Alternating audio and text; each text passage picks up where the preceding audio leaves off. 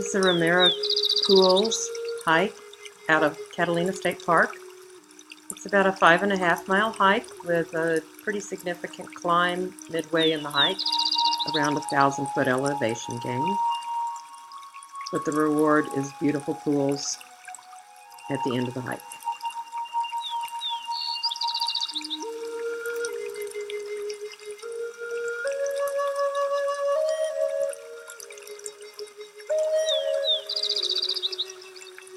Lots of switchbacks and climbing during this portion of the hike.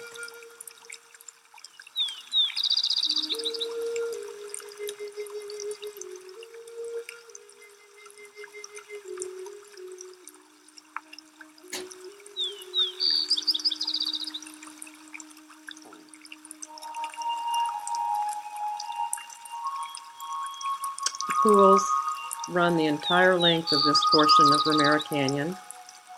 Really pretty.